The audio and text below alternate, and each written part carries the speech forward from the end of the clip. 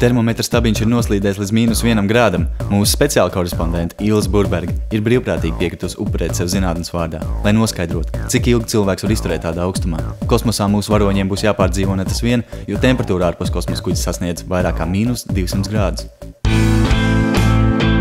Ir pagājuši 10 minūtes. Ilze turas labi. Ir pagājis pusstunda.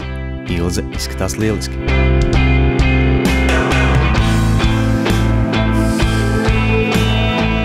Ir pagājusi stunda. Ilzes uzvedība sāk palikt dīvaina.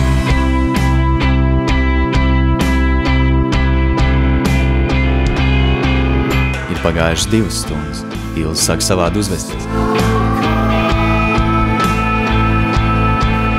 Ir pagājušas 2,5 stundas. Ilzes uzvedība sāk kļūt nekontrolējama.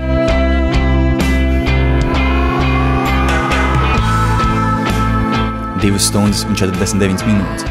Nolēmjam pārtraukt eksperimentu, jo Ilze kļūst pavisam savāda.